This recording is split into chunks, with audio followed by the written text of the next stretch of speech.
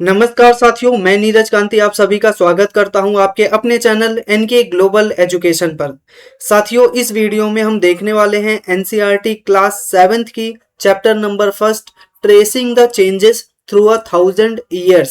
Basically इस chapter के अंदर जो मेडिवल इंडियन हिस्ट्री है उसको हम यहाँ पर डिटेल में पढ़ेंगे। अब ये मेडिवल इंडियन हिस्ट्री होती क्या है इसको हम एक बार डिटेल में देख लेते हैं।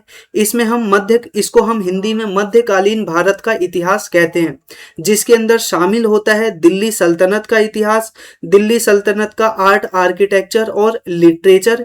इसी के अलावा बहमानी किंगडम, विजयनगर साम्राज्य, भक्ति मूवमेंट, सूफी मूवमेंट, इसी के साथ मुगल साम्राज्य के बीच में आने वाला सूर साम्राज्य, और इसी के साथ मुगल साम्राज्य का आर्ट और आर्किटेक्चर, और लास्ट में लिटरेचर। यह सारी जो चीजें हैं वो हमें इस पूरी की पूरी किताब के अंदर यानी 7th एनसीईआरटी जो है उसके अंदर देखने को मिलता है। चीजों को हम यहाँ पर डिटेल में देखेंगे कि किस साम्राज्य के बाद कौन सा साम्राज्य आता है, और स्पेसिफिक फोकस हम यहाँ पर करने वाले हैं आर्ट और कल्चर के ऊपर, लिटरेचर के ऊपर, और सोशियो और इकोनॉमिक चेंजेस के ऊपर।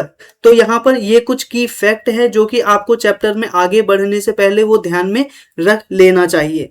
और जो पहला चैप्टर आप यहाँ पर देख रहे हो, इस चैप्टर के अंदर मेंशन ही आपको देखने को मिल जाता है कि हम उन 1000 years में होने वाले जो चेंजेस हैं, उन बदलाव हैं, उन सभी के बारे में डिटेल में बात करने वाले हैं। लेकिन उससे पहले मैं आपको बता दूं कि पहले की जो एनसीईआरटी है 6th क्लास में हमने पढ़ा था कि किस तरह से जो ह्यूमन का इवोल्यूशन है वह होता है। ह्यूमन के इवोल्यूशन के बाद हम यहाँ पर क्या देखते हैं, पैलियोलिथिक एज आता है, पैलियोलिथिक के बाद मेसोलिथिक, मेसोलिथिक के बाद हमें नियोलिथिक एज देखने को मिलता है। इन तीनों को मिलाकर हम बेसिकली क्या है, स्टोन एज कहते हैं। स्टोन एज के बाद हमने देखा था हड़प्पन सिविलाइजेशन, और हड़प्पन सिविलाइजेशन के बाद हमें वैदिक सिविलाइजेशन देखने को मिला। वैदिक सिविलाइजेशन के बाद महाजनपद काल, महाजनपद काल के बाद हमें मौर्यन अंपायर, मौर्य अंपायर के बाद जो बहुत सारे साम्राज्य हैं उनका उदय होता है, जैसे कि इंडो ग्रीक, इंडो ग्रीक के साथ साथ शक, शक के अलावा कुषाण, कुषाण के साथ दक्षिण भारत में सातवाहन, इस प्रकार से। फिर उसके बाद जब यह शक्तियां समाप्त हो जाती हैं तो दक्षिण में हमें चोल, चेल, पांडे भी देखने को मिलते हैं। इसी के साथ जब ये सारी शक्तियां खत्म हो जाती हैं तो लास्ट में हमें गुप्त साम्राज्य देखने को मिलता है। और गुप्त साम्राज्य के बाद हमने देखा था कि यहाँ पर चालुक्य शासक थे, चालुक्य के बाद यहाँ पर हमें पल्लव शासक देखने को मिले थे। तो यहां तक हमने जो पूरा का पूरा एंशियंट इंडिया है, जिसको कहते हैं प्राचीन भारत का इतिहास, वो कवर कर लिया है। और अब हम यहाँ पर अगला जो पूरा का पूरा हिस्ट्री पढ़ेंगे उसको कहते हैं मेडिवल इंडियन हिस्ट्री, यानी मध्यकालीन भारत का इतिहास। और जो क्लास 8th की किताब है उसके अंदर हम आधुनिक भारत का इतिहास यानी मॉडर्न इंडिया को यहाँ पर पढ़ेंगे। तो ऑफिशियली क्या है, हम आइए चैप्टर की शुरुआत कर सकते हैं। यहाँ पर आप देख रहे हैं एक मैप दिया गया है, मैप जिसके अंदर आप देख रहे हो इंडिया को, और आपको अभी पता नहीं चलेगा कि इंडिया कहाँ से नजर आ रहा है।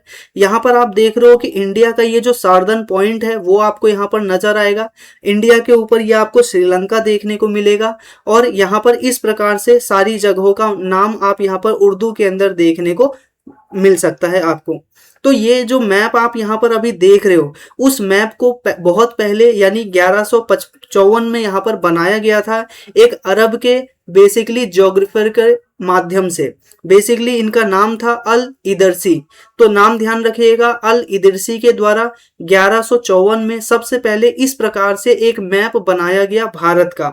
फिर उसके बाद 600 साल बाद यानी 1720 में देखने को मिलता है कि एक फ्रेंच कार्टोग्राफर थे, उन्होंने क्या है अल इदरसी से एकदम हटके मैप बनाया, और उस मैप को आप यहाँ पर देख सकते हो।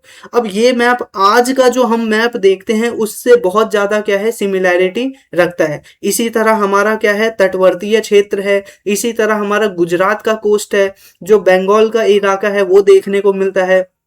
इसी के साथ आप यहाँ पर देखोगे भारत की नदियों को भी सही तरीके से मेंशन किया गया है ऊपर वाले मैप के मुकाबले। इसी के साथ अगर आप यहाँ पर तटवर्तीय क्षेत्र देखोगे तो इनके जो नाम हैं वो बहुत ठीक ढंग से मेंशन किए गए हैं, प्रिसाइज लोकेशन के साथ कि कौन सी जगह कहां पर थी। इसी के साथ यहाँ पर जो लैंग्वेज यूज की गई है वो आप देख सकते हो, इंग्लिश लैंग्वेज का यूज किया गया है।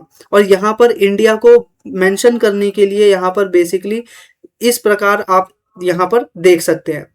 तो यहाँ पर हमारा जो मेन मकसद है वो पहली बात ये जानना है कि हम एक प्रकार से मैप देख रहे हैं कि पहले मैप किस प्रकार से बनाया जाता था और बाद में जो बेसिकली मैप बनाया जाने लग गया उसके अंदर क्या डिफरेंस आया। ठीक है, अब यहाँ पर एक शब्द यूज किया था मैंने, कार्टोग्राफर। और कार्टोग्राफर एक ऐसे व्यक्ति को बोला जाता है जो कि मैप बनाने की यानी नक्शा बनाने की जो कला है उसके अंदर होती है। ठीक है, तो हमने यहाँ पर देखा कि अल इदरिसी का मैप और जो फ्रेंच कार्टोग्राफर थे उन दोनों का ही मैप क्या है बहुत ही ज्यादा अलग है। ठीक है, यहाँ पर क्या है हमें देखने को मिलता है कि जो अभी नया वाला मैप है उसके अंदर कन्नौज को भी मेंशन किया गया है जो कि उस समय उत्तर प्रदेश में आता था, आज भी उत्तर प्रदेश में ही आता है, लेकिन स्पेलिंग में हल्का सा आपको अंतर नजर आएगा। इसी के साथ हम यहाँ पर देखते हैं कि नए वाले मैप के अंदर कोस्टल एरिया को भी अच्छे तरीके से मेंशन किया गया था। और ये जो नया वाला मैप है वो क्या है, आमतौर पर जो यूरोपीय व्यापारी हैं उनके माध्यम से इनका प्रयोग किया जाता था। जो मर्चेंट है और इसी के साथ सेलर है जो कि दूर दराज से क्षेत्रों में आते हैं और क्या करते हैं, अपने वस्तुओं को खरीदते हैं और बेचते हैं। तो ऐसे जो व्यापारी हैं उनके द्वारा सबसे पहले इस तरह के मैप का यूज किया गया था भारत आने के लिए और भारत को समझने के लिए। ठीक है, और ये सारी घटना हमें नजर आ रही है अर्ली 18th सेंचुरी के अंतर्गत। अर्ली 18th सेंचुरी का मतलब आप सभी जानते होंगे, जब भी हम कहते हैं एक सेंचुरी तो इसका मतलब होता है 100 साल पूरे हो जाना। और इसी प्रकार से जब हम 18th सेंचुरी की बात करते हैं तो इसका मतलब क्या है कि 1700 साल जब पूरा हो जाता है तो उसको हम कहते हैं बेसिकली 18वीं शताब्दी। फॉर एग्जाम्पल 1 से लेकर 100 तक का जो पूरा टाइम है वो बेसिकली 1 सदी हो गया। इसी तरह से जब ये पूरा का पूरा 200 साल पूरे हो जाएंगे तो इसके बीच में जो आप यहाँ पर टाइम देख रहे हो ये 100 से 110, 120, 130 ये सारा का सारा जो टाइम पीरियड है वो क्या है, दूसरी सदी के अंतर्गत काउंट होता है। तो जैसे ही 100 पूरा होता है वैसे ही हम क्या करते हैं, अगली सदी लगा देते हैं। उसी प्रकार आपको यहाँ पर समझना पड़ेगा कि जब हम अर्ली 18th सेंचुरी की बात कर रहे हैं तो 18th सेंचुरी का मतलब ये नहीं है कि 1800 के बाद वाला समय, बल्कि यहाँ पर ये मतलब हुआ कि 1800 के ठीक पहले यानी 1700 जो है 1700 से फिर उसके बाद 1800 के बीच में जो समय हम यहाँ पर देख रहे हैं उसको हम कह रहे हैं 18वीं शताब्दी। ठीक है, ये कुछ फैक्ट हैं स्पेसिफिकली क्या है वो आपको ध्यान में रखना चाहिए जब भी आप हिस्ट्री को पढ़ते हो। ठीक है, उदाहरण के लिए मैं आपको कहता हूं 15वीं शताब्दी, तो 15वीं शताब्दी का मतलब है कि 1400 से लेकर 1500 के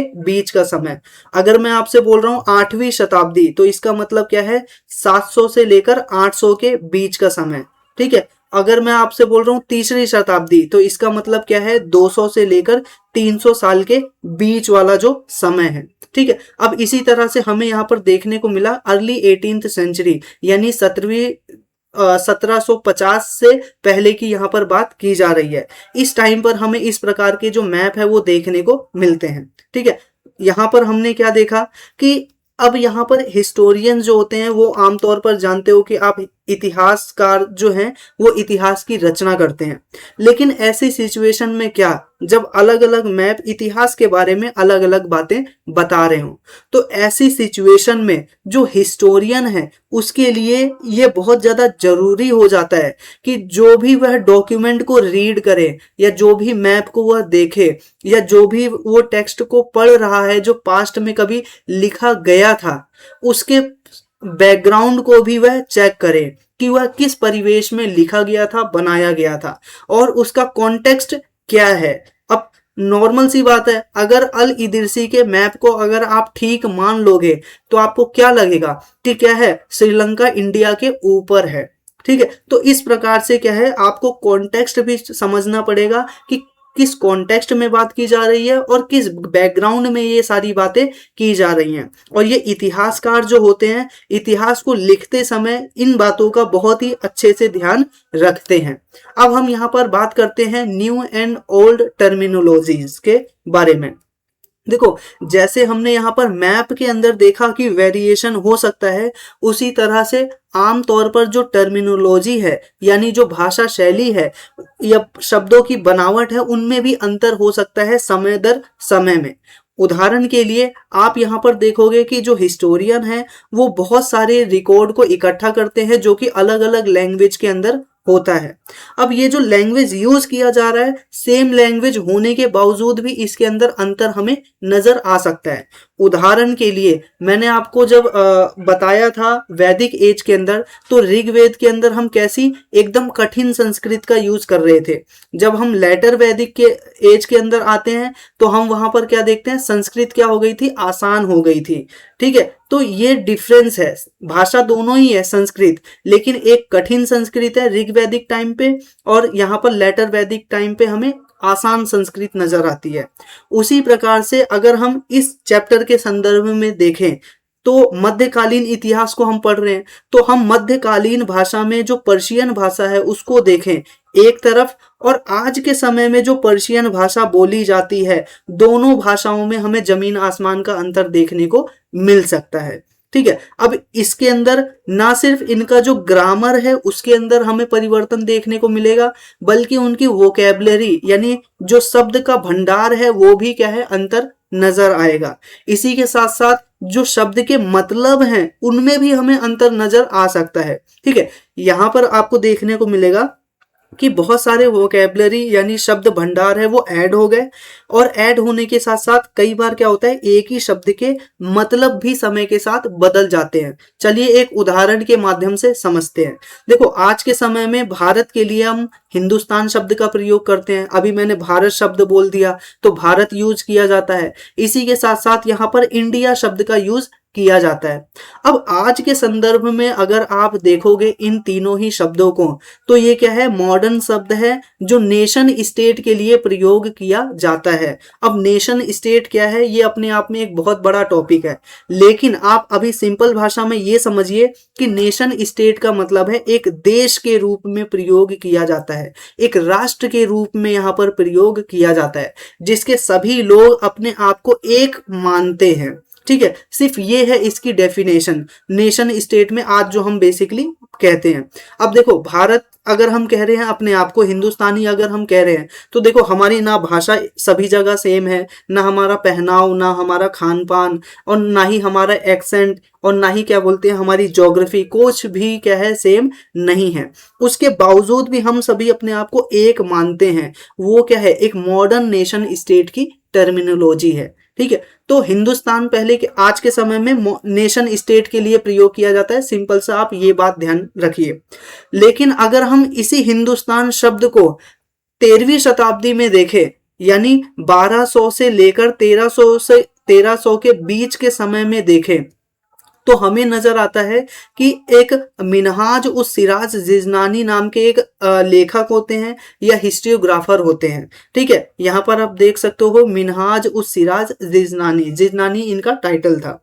तो बेसिकली क्या है, ये जो सिराज है वह जब बात करते हैं पर्शियन लैंग्वेज में हिंदुस्तान की, तो ये क्या करते हैं, सिर्फ और सिर्फ जो पंजाब का इलाका है, हरियाणा का इलाका है, उसको ही इसके अंदर शामिल करते हैं। यानी जो गंगा और यमुना के आसपास जितना भी इलाका है उसी को ही हिंदुस्तान कहकर ये पुकार रहे हैं। अब आज क्या है, 2026 चल रहा है, इसी के साथ आगे हम 2027-28 इस प्रकार से हम आगे बढ़ेंगे। तो आज के समय में हम हिंदुस्तान शब्द का प्रयोग बहुत लार्जर टर्म में कर रहे हैं, लेकिन उस समय यानी मैंने जो आपको बताया ये वाला 13वीं शताब्दी था, यानी 1200 से लेकर 1300 के बीच वाला जो पूरा समय था, इस टाइम पर जो मिनहाज और सिराज है वो पर्शियन लैंग्वेज में हिंदुस्तान शब्द का प्रयोग गंगा यमुना के दोआब में रहने वाले लोगों के लिए प्रयोग कर रहे हैं। और यहाँ पर लोगों के लिए प्रयोग नहीं कर रहे हैं, एक और बात का ध्यान रखना है, यहाँ पर वो इस शब्द का प्रयोग पॉलिटिकल सेंस में कर रहे हैं, राजनीतिक दृष्टिकोण से। इसका मतलब क्या हुआ, जहां जहां दिल्ली सुल्तान के शासकों का शासन है उसी को ही वह हिंदुस्तान कह रहे हैं। ठीक है, नहीं तो नीचे और भी अन्य स्थान थे। ठीक है, जैसे कि मैसूर का इलाका हो गया, साउथ इंडिया के अंदर विजयनगर हो गया, बहमानी का इलाका हो गया, बंगाल का इलाका हो गया, वहां पर तो दिल्ली सल्तनत नहीं था।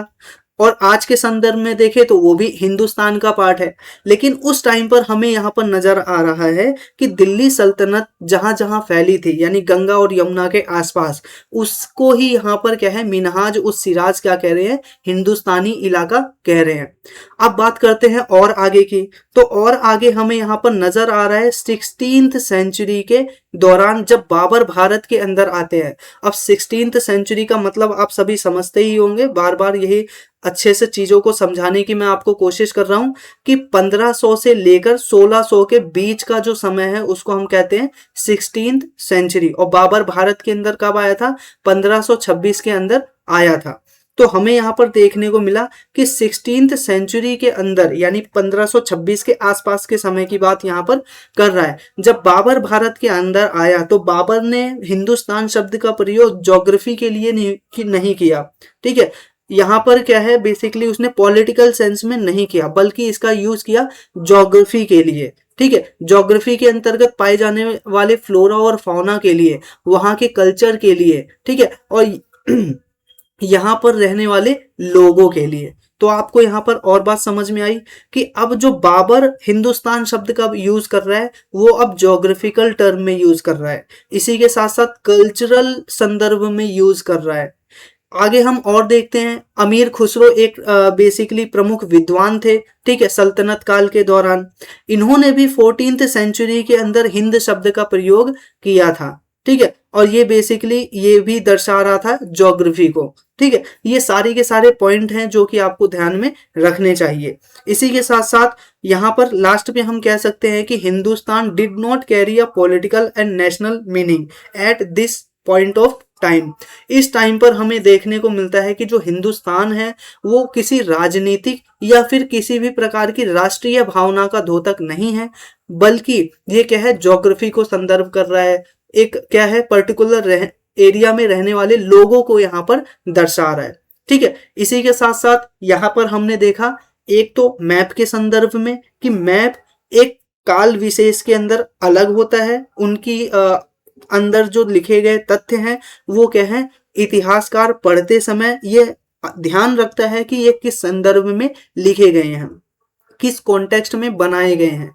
उसी तरह भाषाओं को भी वह ठीक ढंग से देखता है कि कब की वो लैंग्वेज है, कब का वो शब्द रचना है और कौन किस तरह से इसका यूज कर रहा है। इसी तरह हम चलिए एक और उदाहरण लेते हैं फॉरेनर्स का। देखो आज के समय में फॉरेनर्स ऐसे व्यक्ति को हम बोलते हैं जो कि क्या है भारत से बाहर रहता है, ठीक है, चाहे वो पाकिस्तान में रहता हो, अफगानिस्तान, फिर उसके साथ साथ ही बांग्लादेश, इसी के साथ अमेरिका, यूरोप, चाइना, अलग अलग जगहों पर रहता हो, उसको हम कहेंगे फॉरेनर्स। लेकिन मध्यकाल के दौरान यानी मेडिवल पीरियड के अंदर जो मैंने आपको बताया, ठीक है, मेडिवल पीरियड के अंदर ये जो बेसिकली फॉरेनर्स हैं इनका इस शब्द का जो यूज है वो क्या है अलग तरीके से किया जाता था, ठीक है। अब यहाँ पर आप एक और चीज का ध्यान रखिएगा, मेडिवल पीरियड में बार बार बात कर रहा हूं आपसे, तो मेडिवल पीरियड कब स्टार्ट होता है वो भी आप समझ लीजिए। देखो जब सल्तनत साम्राज्य है वो बेसिकली इस्टेब्लिश्ड होता है, आप यहाँ पर देख सकते हो 1206 के अंदर, ठीक है, 1206 में पूरा इस्टेब्लिश्ड होता है। और यहाँ पर जो 1526 है उसमें क्या होता है बाबर भारत के अंदर आ जाता है, और बाबर भी अपना जो साम्राज्य है यानी मुगल साम्राज्य वो 1757 तक चलाकर रखता है। बाबर इन द सेंस उसके जो बाद में हुमायूं, अकबर, जहांगीर, बाकी सभी उसके पोते पर पोते आते हैं, वो क्या है मुगल साम्राज्य को भी 1757 तक जारी करके रखते हैं। तो आप यहाँ पर ये जो पूरा टाइम पीरियड देख रहे हो ना 1206 से लेकर 1757 तक, जब भारत के अंदर ब्रिटिश साम्राज्य का स्थापना नहीं हो गई तब तक के पूरे काल को हम क्या कहते हैं मेडिवल इंडिया कहते हैं, ये आपको ध्यान में रखना है। और इसी वजह से हम यहाँ पर देखते हैं कि मेडिवल इंडिया के अंदर सल्तनत, बहमानी, विजयनगर और मुगल और बाकी सभी एरिया क्या है शामिल होते हैं। तो ठीक है, इसी के साथ साथ यहाँ पर हमने देख लिया मेडिवल पीरियड का टर्म क्या है। तो आप यहाँ पर देखेंगे कि जो मध्यकालीन समय है उसके अंदर जो फॉरेनर है इस शब्द का यूज ऐसे व्यक्ति के लिए प्रयोग किया जाता था जो कि उसके गांव से ना हो, यानी बेसिकली क्या है उसके कल्चर से ना हो या फिर उसकी सोसाइटी से ना हो। और पर्शियन लैंग्वेज में इसी व्यक्ति को क्या बोला जाता था, परदेशी बोला जाता था। ठीक है, हिंदी में इसको बेसिकली परदेशी बोला जाता था, फॉरेनर्स, परदेशी। और इसको पर्शियन लैंग्वेज में अजनबी बोला जाता है। तो ध्यान रखिएगा, फॉरेनर्स को उस समय पर्शियन लैंग्वेज में अजनबी कहकर भी पुकारा जाता था। अब देखो, कई बार ऐसी भी सिचुएशन हो सकती है कि एक ही विलेज में रहने वाले जो लोग हैं वो सभी अपने आप को एक ही मानते थे, वह अपने आप को एक दूसरे को फॉरेनर नहीं मानते थे, क्योंकि वह सभी क्या है, आपस में मिले जुले हैं और एक ही गांव से हैं। और इसमें क्या है, ये जो लोग होते हैं वो आमतौर पर डिफरेंट रिलीजन और डिफरेंट कास्ट के आधार पर अलग अलग इनका बैकग्राउंड भी हो सकता है। ऐसा जरूरी नहीं है कि एक गांव के अंदर सभी एक ही जाति के लोग रहें। ठीक है, अब ये हमने यहाँ पर पूरा डिटेल में डिस्कस कर लिया कि किस तरह से जो पूरा का पूरा हमें स्रोत मिलते हैं मध्यकालीन समय के दौरान, चाहे वो मैप हो या हमें कोई लिखित सामग्री हो, उसके अंदर शब्दों की संरचना और कॉन्टेक्स्ट को इतिहासकार के लिए जानना बहुत ही ज्यादा जरूरी है। अब हम यहाँ पर अपने नेक्स्ट हेडिंग की बात करते हैं, हिस्टोरियंस एंड देयर सोर्सेज, यानी जो इतिहासकार हैं और उनके द्वारा प्रयोग किए जाने वाले मटेरियल के बारे में। तो हमने पहले की वीडियो में देख रखा है कि जो गुप्त वंश के शासक हैं, इसी के साथ साथ हर्षवर्धन के वर्धन साम्राज्य के जो शासक हैं, वो सभी लोग क्या करते थे, अपने कॉइन जारी करवाया करते थे, वो अपने इंस्क्रिप्शन जारी करवाया करते थे। वो इंस्क्रिप्शन को बेसिकली मैं बार बार प्रशस्ति कहकर पुकार रहा था। इसी के साथ साथ वो बेसिकली अपने बड़े बड़े क्या है, महलों का निर्माण कर रहे थे, गुफाओं का निर्माण कर रहे थे, टेम्पल्स का निर्माण कर रहे थे। ठीक है, इसी के साथ साथ यहाँ पर और भी बहुत सारी चीजों का वो निर्माण कर रहे थे, जिसके माध्यम से हमें उनके बारे में जानकारी प्राप्त होती है। ठीक है, लेकिन अगर हम यहाँ पर नेक्स्ट फेज की बात करें तो अब के समय में हमने क्या देखा कि मध्यकाल के दौरान हमने पेपर का भी आविष्कार कर लिया था। ठीक है, पेपर यानी कागज का आविष्कार कर लिया था और बहुत सारे रिकॉर्ड को अब क्या है, जो पेपर है उसके ऊपर लिखा जाने लग गया। तो हमें नेक्स्ट फेज में नजर आता है, यानी ये तो था हमारा एंशंट इंडिया का टाइम, जिसके अंदर इन सभी के माध्यम से हमें पता चलता है। यहाँ पर मध्यकालीन भारत के दौरान यानी मेडिवल इंडिया के दौरान हमें पेपर जैसी जो चीज हैं और इसके अलावा और भी अन्य प्रकार की चीज है जिसको अभी मेंशन करेंगे, वह जुड़ जाती हैं पूरे के पूरे इतिहास का अध्ययन करने के लिए। तो यहाँ पर यही बात की जा रही है कि गुप्त और हर्षवर्धन बाकी सभी के टाइम पर अलग मटेरियल था, लेकिन जब हम मध्यकाल की बात करते हैं 700 से लेकर 1750 तक की, तो मैंने आपको एग्जैक्ट डेट बताई थी। बेसिकली क्या है, 700 से लेकर यहाँ पर 1757 तक। ठीक है, ये पूरा का पूरा जो टाइम था इसको मेडिवल इंडिया के रूप में शामिल किया गया है। और आप ध्यान रखिएगा, मैंने 1226 कहा था, अब 1206 मैंने बोला था। 1206 इस वजह से बोला था क्योंकि इस समय दिल्ली सल्तनत की स्थापना की गई है, लेकिन आपकी जो किताब है यानी एनसीईआरटी है वो ये कह रही है कि दिल्ली सल्तनत की स्थापना से पहले ही मध्यकाल की शुरुआत हो गई थी, उदाहरण के लिए 700 से। ठीक है, तो इस चीज को आप करेक्ट कर लीजिएगा, आगे भी जब भी मेंशन करूंगा तो मैं 700 को ही ध्यान करके बोलूंगा। तो यहाँ पर आते हैं, मध्यकाल यानी 700 से लेकर 1757 तक का जो पूरा टाइम था, इस टाइम पर बहुत सारे नए नए सोर्सेज आ जाते हैं।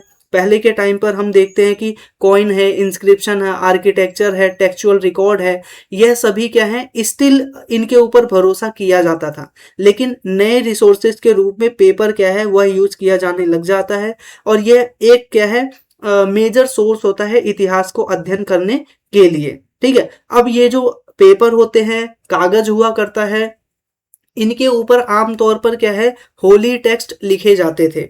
ठीक है, यानी जो बेसिकली धार्मिक किताबें होती हैं, धार्मिक चीजें होती हैं, उनको लिखा जाने लग गया। इसी के साथ साथ जो रूलर्स की क्रॉनिकल्स होते हैं उनको लिखा जाने लग गया, यानी जो रूलर यानी शासक है उसकी दैनिक जीवनचर्या है, वह क्या क्या कार्य कर रहा है उसको लिखा जाने लग गया। इसी के साथ साथ यहाँ पर क्या है, टीचिंग ऑफ द सेंट यानी जो साधु संत है उनके द्वारा उपदेश जो दिए जाते हैं उनको कागजों के ऊपर लिखा जाने लग गया। इसी के अलावा पिटीशंस और जो जुडिशियल रिकॉर्ड्स हैं राज्य के अंदर उनको भी कागजों के ऊपर लिखा जाने लग गया।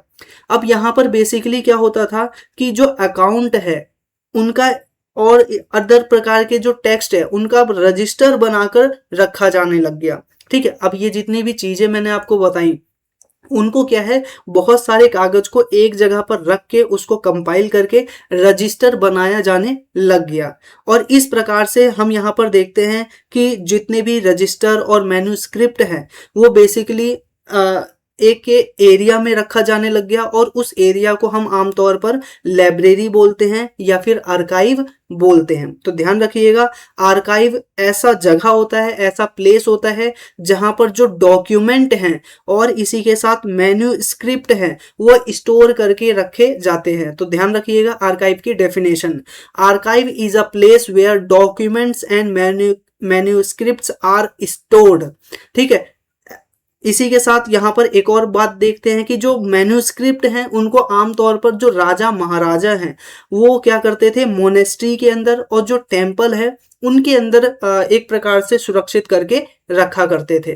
तो ध्यान रखिएगा मैन्युस्क्रिप्ट को मोनेस्ट्री और टेम्पल में सुरक्षित रखा जाता था, और जो ये बेसिकली रिटन रिकॉर्ड हैं, बुक्स हैं, उन सभी को लाइब्रेरी और आर्काइव के अंदर बेसिकली रखा जाता था डॉक्यूमेंट्स को।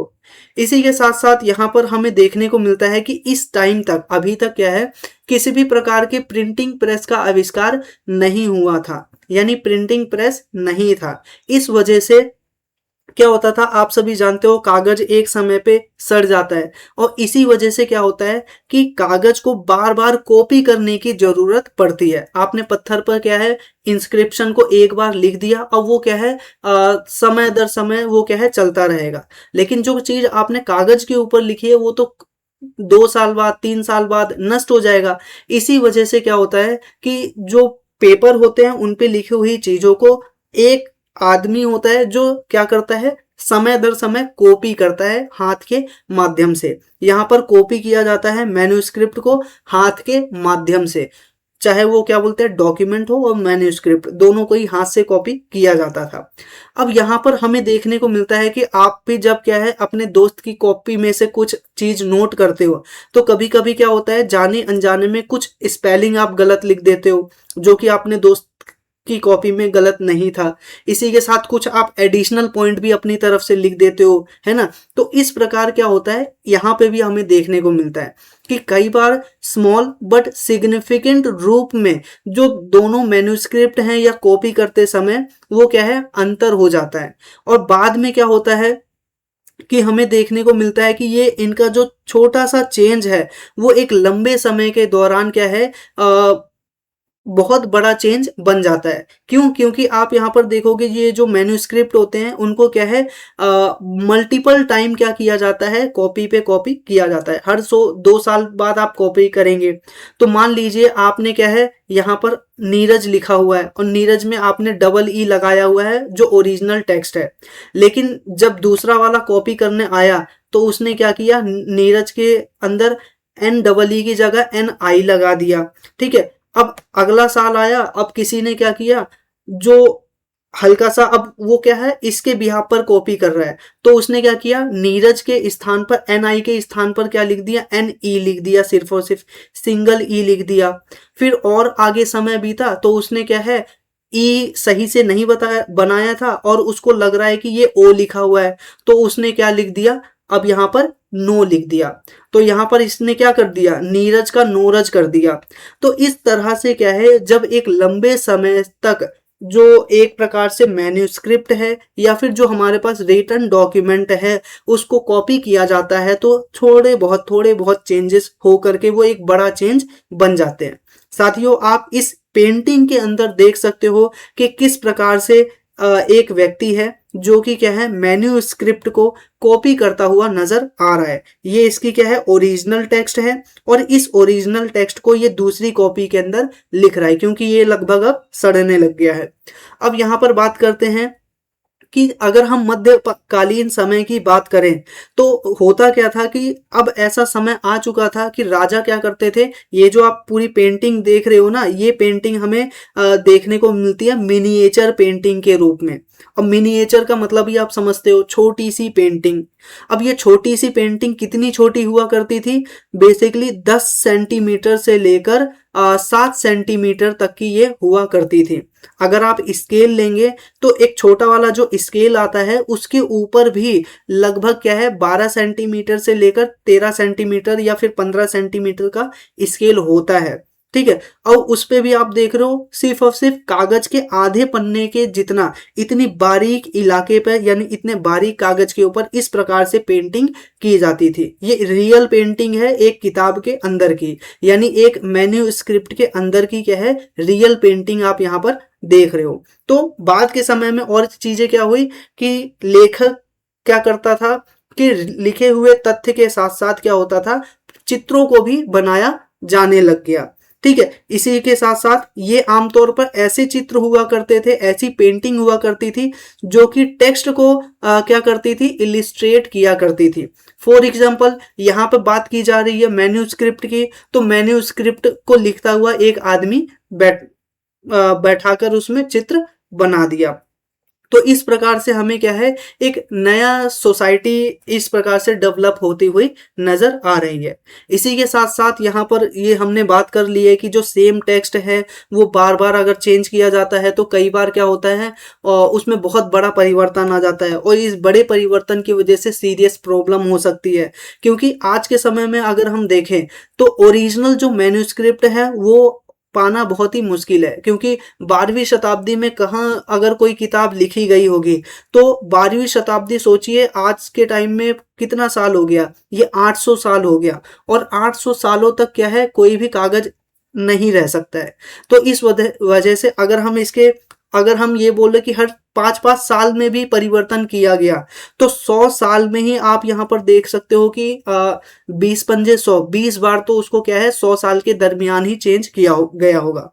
और 100 बार अगर एक ही कंटेंट को लिखा गया तो आप सोच ही सकते हो कि कितना बड़ा चेंज आ गया होगा ये 800 सालों के दौरान में। 8 दूनी 16 यानी 160 साल के 160 बार जब आप मैन्यूस्क्रिप्ट को चेंज कर रहे हो, लिख रहे हो तो ठीक है। अब यहाँ पर बात आती है कि हिस्टोरियन की, तो यहाँ पर सारी की सारी जिम्मेवारी हिस्टोरियन की आ जाती है कि जब भी वह किसी भी टेक्स्ट को पढ़े या मैन्यूस्क्रिप्ट को पढ़े तो वो क्या करता है कि एक ही मैन्यूस्क्रिप्ट के बहुत सारे वर्जन का अध्ययन करने की कोशिश करता है। ठीक है, जो कि सेम टेक्स्ट के हों और अलग अलग इसके वर्जन हों, जो कि एक ही ये क्यों करता है, क्योंकि जो ओरिजिनल ऑथर है या फिर ओरिजिनल मैन्यूस्क्रिप्ट है उसका पाना बहुत ही ज़्यादा मुश्किल होता है और वो दो बेसिकली मैन्यूस्क्रिप्ट को लेकर कंपेयर करता है एक ही कंटेंट के बिहाफ पर कि भाई इसके अंदर क्या चेंज आया, इसके अंदर क्या चेंज आया, अच्छा ये लिखना चाहता था और इसने गलती से शायद ये लिख दिया होगा। इन सभी का भी अध्ययन करके बेसिकली जो इतिहासकार है वो आप सभी के सामने हमारे सामने इतिहास को पेश करता है। इसी के साथ साथ हमें यहाँ पर देखने को मिलता है जियाउद्दीन बर्नी का एक उदाहरण। ठीक है, जियाउद्दीन बर्नी बेसिकली क्या है सल्तनत काल के दौरान एक प्रमुख रूप से विद्वान थे। ठीक है, जिन्होंने क्या है 1356 में क्या है अपनी एक किताब लिखी थी। उस किताब के 2 वर्जन थे। ठीक है, और ये दूसरा जो वर्जन है वो हमें 1960 में जाकर मिला। इससे पहले हमें पता चलता था कि यही एक किताब है, लेकिन सेम किताब क्या है जब 1960 में इतिहासकारों को क्या है एक लाइब्रेरी के कलेक्शन में मिल गई तो हमें पता चला कि हाँ ये एक ही कंटेंट था, 2 मैन्यूस्क्रिप्ट एक ही कंटेंट के ऊपर लिखी गई है। इस मैन्यूस्क्रिप्ट में क्या है ये बेसिकली लिखा गया है पहले और ये लिखा गया है बाद में। इस प्रकार से हमें यहाँ पर क्या है इतिहासकारों का काम देखने को मिलता है कि पता लगाएं कि किसने लिखा, कब लिखा और दोनों में डिफरेंस क्या है, ये सारी चीजें। इसी के साथ साथ जो हिस्टोरियन है वो बहुत उनको कई कठिनाइयों का भी सामना करना पड़ता है। जैसे कि आप यहाँ पर लिखावट देख सकते हो, एक ही कंटेंट को अलग अलग लेखन शैलियों में लिखा जाता था। उदाहरण के लिए उस समय पर दो तरह की लिखावट का यूज किया जाता था, चाहे वो अरेबिक में हो चाहे वो पर्शियन में हो। ठीक है, पहली जो लिखावट हुआ करती थी उसको हम बोलते हैं नस्तलिक विधि। ठीक है, जो कि क्या है, कर्सिव राइटिंग के अंदर लिखी जाती थी, जो कि आप यहाँ पर लेफ्ट साइड में देख सकते हो। ये वाली जो राइटिंग है ये क्या है, नस्तलिक है, साफ सुथरी है और कर्सिव राइटिंग में और लंबे सपाट प्रवाह ढंग में इसको लिखा गया है। वहीं पर दूसरी विधि लिखने की कला हुआ करती थी जिसको हम बोलते हैं शिकस्त विधि। अब शिकस्त विधि को कई स्थानों पर हस्तलिख विधि भी बोला जाता है। ठीक है, नस्तलिक, हस्तलिख, और यहाँ पर आपकी एनसीईआरटी में शिकस्त विधि लिखा हुआ है तो शिकस्त आप ध्यान रखिएगा। तो नस्तलिक और दूसरी है शिकस्त विधि। ये दूसरी जो विधि हुआ करती थी उसके अंदर काफी डेंसर तरीके से लिखा जाता था और बिच्चम बिच्चा लिखा जाता था। इसी वजह से इसको क्या है, पढ़ना भी क्या है, मुश्किल होता था। तो यहाँ पर आप नस्तलिक विधि देख सकते हो और यह आपका हस्तलिख, यानी हस्तलिख को यहाँ पर क्या लिखा गया है, शिकस्त विधि। ठीक है, तो यहाँ पर आप ध्यान रखिए कि इतिहासकार इन सभी चीजों का अध्ययन भी इस प्रकार से करता है। अब तो हमने देख लिया कि इतिहासकार किस प्रकार से जो रिसोर्सेज है उसका एक प्रकार से एनालिसिस करता है। अब हम यहाँ पर बात करते हैं अपने नेक्स्ट पोर्शन की, वो जो है new social and political groups की। यानी अब जो मध्यकालीन समाज है उसके अंदर किस प्रकार से नए नए जो वर्ग है उनका उदय हमें देखने को मिलता है। सबसे पहले 700 से लेकर 1750 यानी 1756 के आसपास तक की यहाँ पर बात की जा रही है, यानी मध्यकालीन भारत की बात की जा रही है। अब इस दौरान हमें यहाँ पर देखने को मिलता है कि बहुत सारे परिवर्तन आते हैं। ठीक है, पहला परिवर्तन हमें देखने को मिलता है कि टेक्नोलॉजी के अंदर, टेक्नोलॉजी में क्या, अब हम क्या करने लग गए, पर्शियन व्हील का प्रयोग करने लग गए। अब देखो ये परिवर्तन क्यों आ रहा है वो भी समझा देता हूँ। बेसिकली यहाँ पर क्या हुआ, आपने 1719, 1718 इस समय पर क्या देखा कि बहुत सारे क्या है जो मुस्लिम व्यापारी हैं वो क्या है, भारत के अंदर आने लग रहे हैं। चलिए मैप के आधार पर समझते हैं। यहाँ पर बेसिकली इंडिया इस प्रकार का था। ठीक है, अब यहाँ पर आपको गुजरात कोस्ट, बाकी ये पूरा इलाका इस प्रकार से, पाकिस्तान अफगानिस्तान को भी मिला लीजिएगा, तो इस प्रकार से इंडिया यहाँ पर देखने को मिलता है।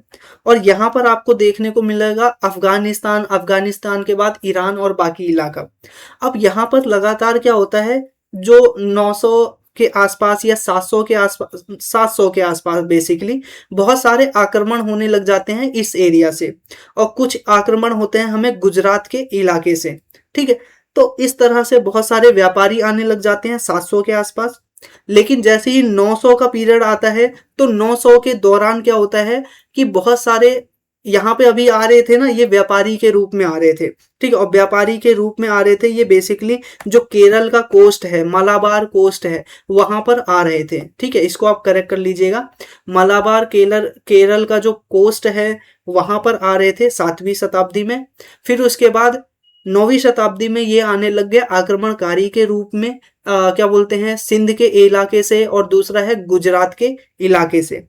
अब जब यह धीरे धीरे हम क्या देखते हैं कि 12वीं शताब्दी तक, ठीक है, जब 11वीं शताब्दी, जब हम बात कर रहे हैं 1206 में दिल्ली सल्तनत की स्थापना होती है, तो इस दौरान हमें इससे भी पहले मोहम्मद कासिम और उसी के साथ साथ मोहम्मद महमूद गजनवी और मोहम्मद कासिम, ये लोग क्या करते हैं, भारतीय सिंध क्षेत्र पर पूरा का पूरा अपना नियंत्रण स्थापित कर लेते हैं।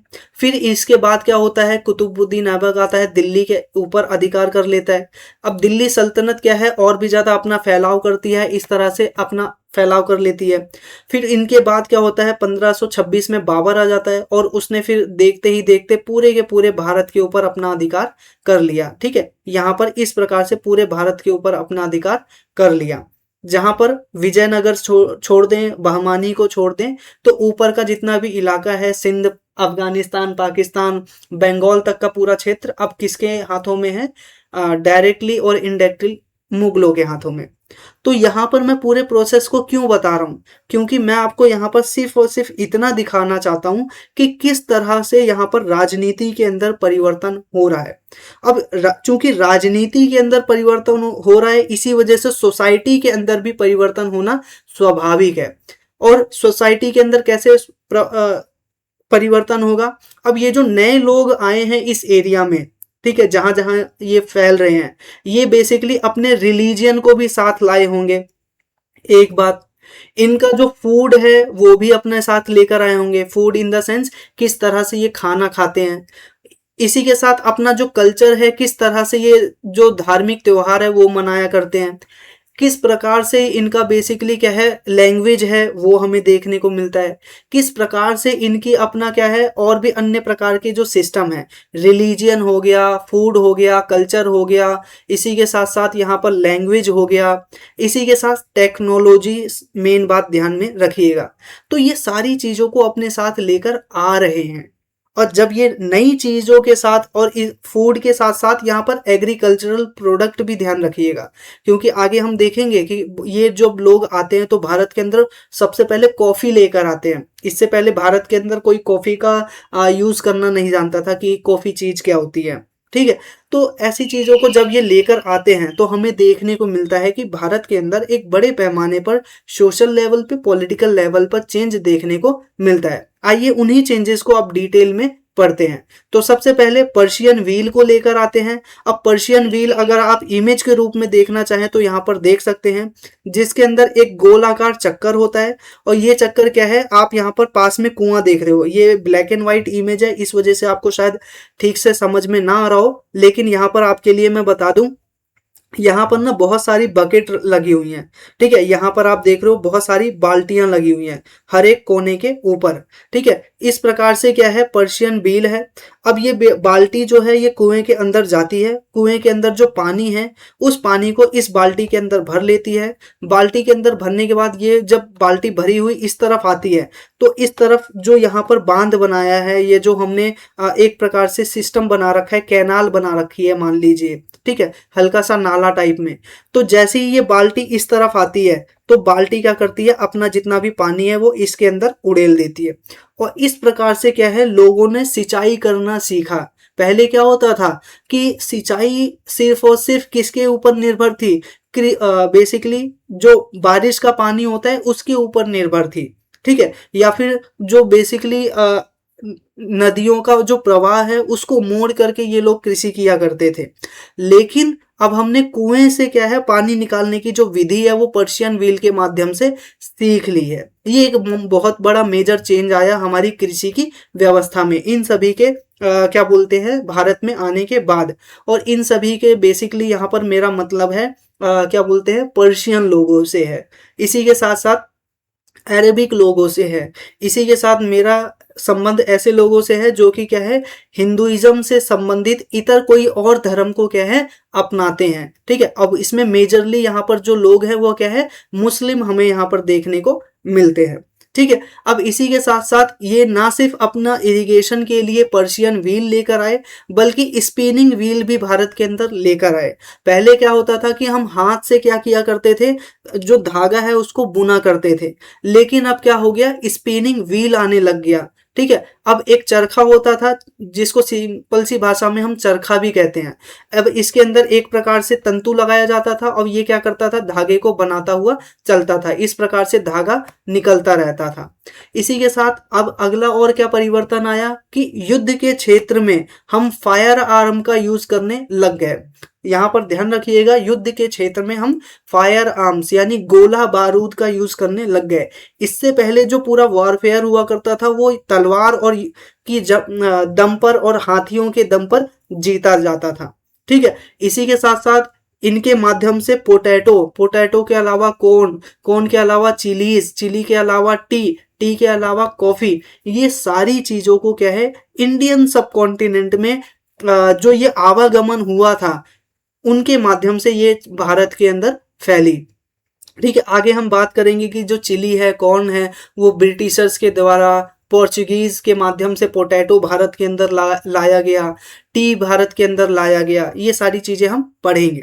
तो हम यहाँ पर देखते हैं कि इस प्रकार से इतने बड़े परिवर्तन आ रहे हैं। किस लेवल पे? इकोनॉमिक लेवल पे, पॉलिटिकल लेवल पे, सोशल लेवल पे, कल्चरल लेवल पर, ठीक है। हर लेवल पे हमें क्या है, ग्रेट लेवल पे मोबिलिटी का मतलब परिवर्तन या आगे की ओर विकास देखने को मिलता है। और ये सब कुछ क्यों हो पा रहा है? क्योंकि लोग बहुत ही डिस्टेंस पार करके अपने अपॉर्चुनिटी के लिए क्या है, भारतीय उपमहाद्वीप में आते थे, ठीक है। और जब वो आते थे तो ये सारी चीजों को अपने साथ भी लेकर आने लग गए, ठीक है। अब कोई भी आदमी है वो अपना दिमाग तो छोड़कर नहीं आएगा कहीं पे, और जब वो आएगा तो वहां पे जिस तरह से पर्शियन व्हील यूज किया जाता था उसको भी यहाँ पर यूज करने लग गया।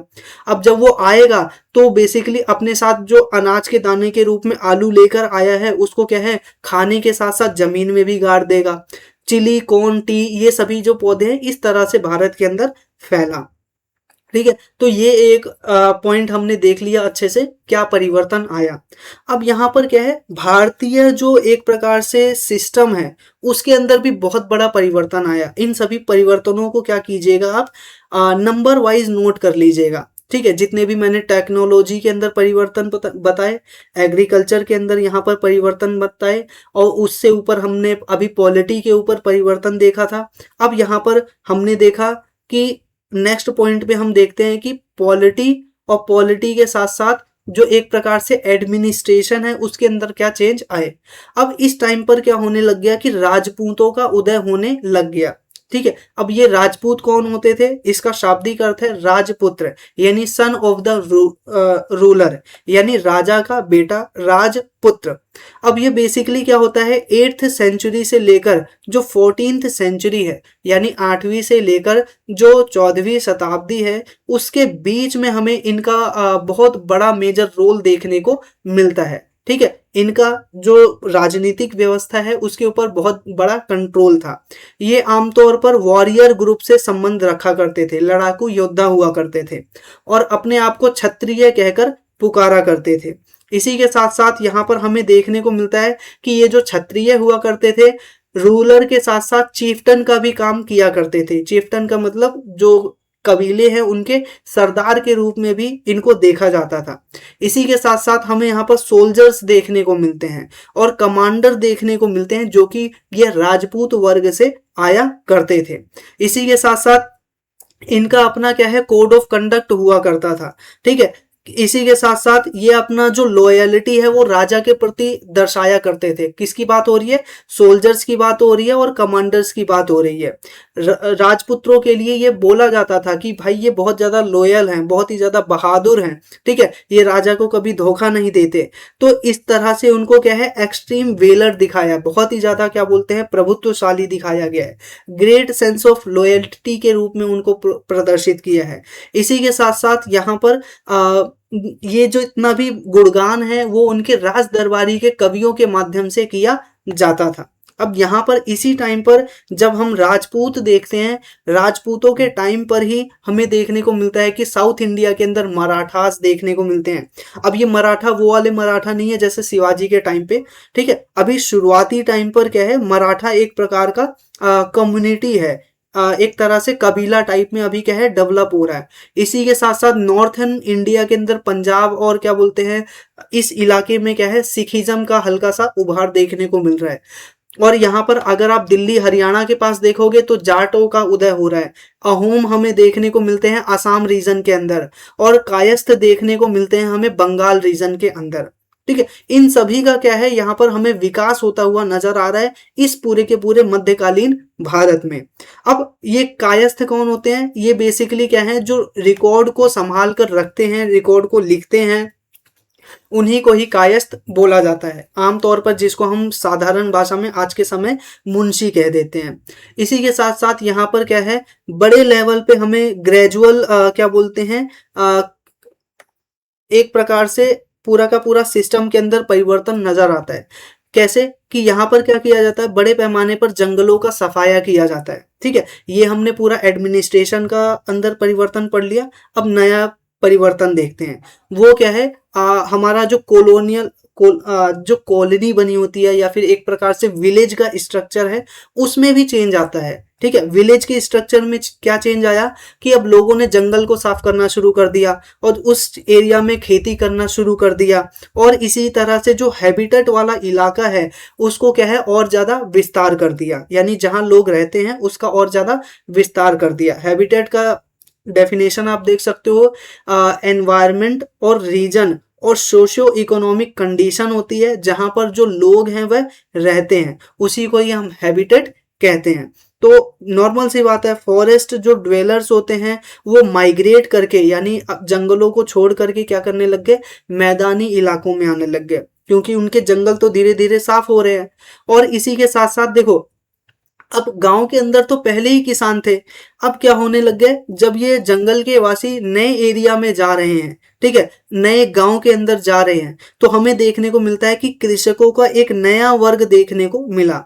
एक तो थे पुराने कृषक, अब कृषकों का नया वर्ग आने लग गया, और धीरे धीरे हम क्या देख रहे हैं कि कृषकों का एक समूह ऐसा हो गया जो कि ये जो परिवर्तन हो रहा है कि खेती का विस्तार हो रहा है और जो रीजनल लेवल पर मार्केट बनते चले जा रहे हैं, जो चीफ्टन्स हैं उनका विकास हो रहा है, प्रीस्ट और जो मोनेस्ट्री और टेम्पल हो रहे हैं उन सभी का विकास हो रहा है, उसका कुछ लोगों ने फायदा उठाया।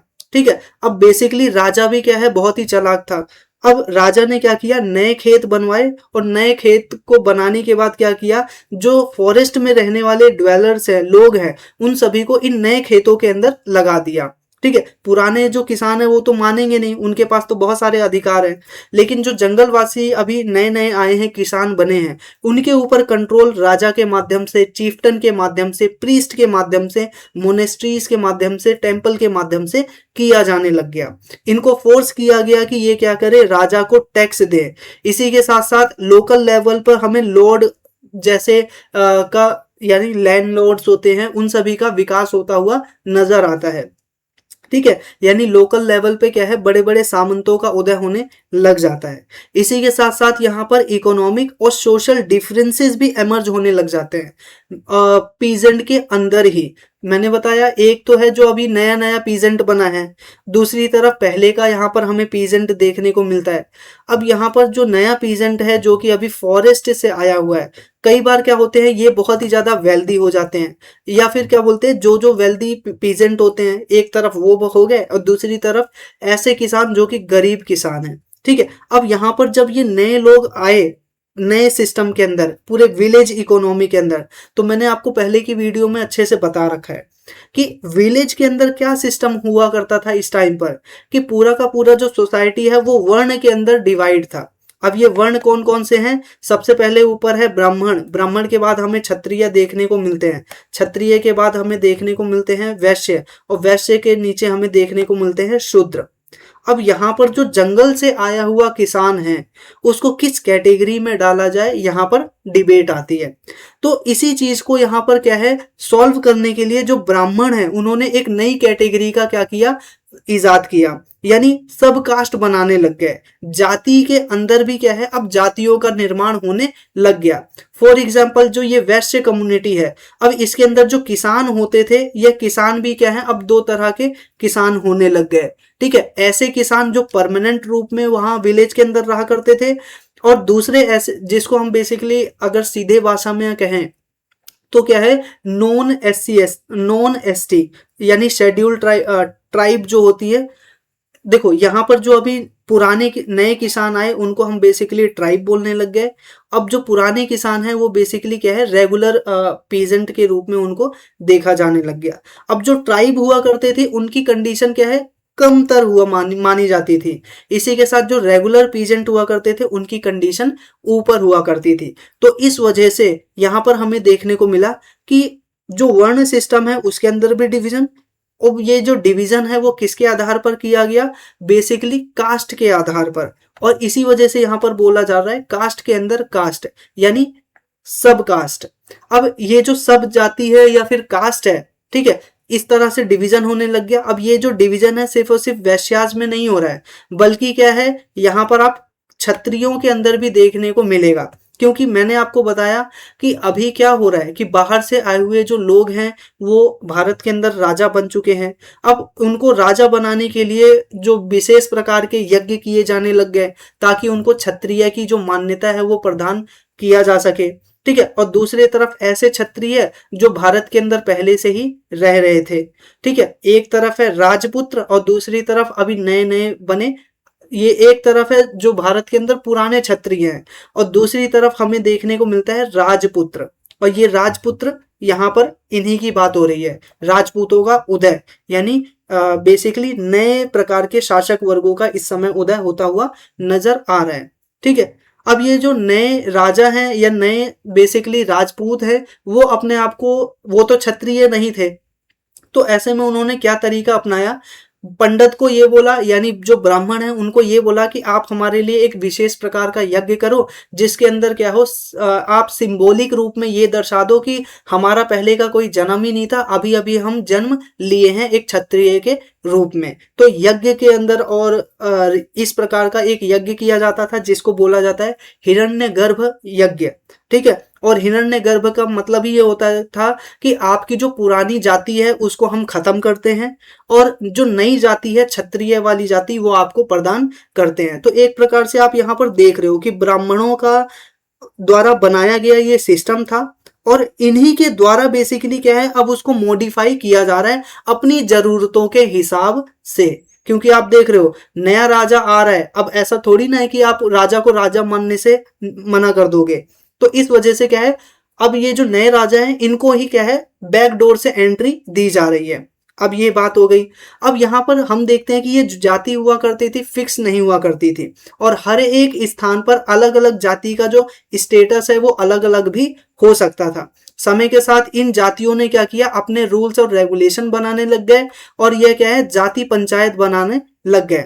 अब ये जो जाति पंचायत है वो आमतौर पर जो स्पेसिफिक जाति है उसके सभी मुद्दों को सुना करती थी, लेकिन जो विलेज की पंचायत हुआ करती थी, जो चीफ्टन हुआ करता था वो उससे ऊपर हुआ करता था। ठीक है, और चीफ्टन के ऊपर जो राज्य का सरदार होता है वो हुआ करता था। तो इस प्रकार से हमें पूरा का पूरा जो पूरा का पूरा स्ट्रक्चर है वो देखने को मिलता है। नेक्स्ट जो वीडियो होगी उसके अंदर हम इसके सेकंड पार्ट को पढ़ेंगे जिसके अंदर हम बात करेंगे कि रीजनल लेवल पे किन किन अंपायर का उदय हुआ, जैसे चोल का उदय हुआ, तुगलकों का यानी दिल्ली सल्तनत और मुगल का उदय हुआ। और इस प्रकार से हम डिटेल में बात करेंगे कि और पुराने रीजन कौन से थे, ओल्ड रीजन, नए रीजन यहाँ पर किस प्रकार से उदित हुए। ठीक है, सभी चीजों को डिटेल में बात करेंगे। मुझे उम्मीद है आपको यह जो वीडियो है वो जरूर पसंद आया होगा। अगर वीडियो पसंद आया तो वीडियो को लाइक जरूर कर लीजिएगा, चैनल को सब्सक्राइब कर लीजिए। आपके लिए इन्फॉर्मेशन जाते जाते एनके ग्लोबल टेलीग्राम चैनल है, आप इसको विभिन्न एग्जामिनेशन की तैयारी करने के लिए ज्वाइन कर सकते हो। इसके ऊपर क्या है, इन कुछ इन्फॉर्मेशन और जो फ्री पीडीएफ रिसोर्सेज है वो आपको मिलता रहेगा। इसी के साथ करंट अफेयर का वन स्टॉप सोल्यूशन आपको देखने को मिलेगा 499 में। इन फ्यूचर इसका जो रेट है वो बढ़ भी सकता है। यहाँ पर आप देख सकते हो अगर आप इस ग्रुप को ज्वाइन करोगे तो पहले की जितनी वीडियोस हैं वो भी मिल जाएंगी। इन फ्यूचर जितनी करंट अफेयर की वीडियो अपलोड हो रही है वो भी आपको प्राप्त हो जाएगी।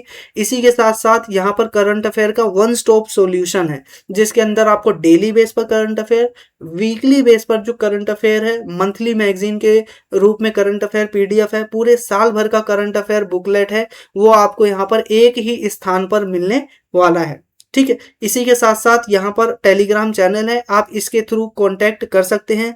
इसी के साथ ये व्हाट्सएप नंबर दिया गया है, इस व्हाट्सएप नंबर पे भी कांटेक्ट करके किस तरह से ग्रुप में ज्वाइन होना है उसके बारे में आप पूछ सकते हो। इसी के साथ साथियों मिलते हैं आपसे नेक्स्ट वीडियो में, तब तक के लिए नमस्कार।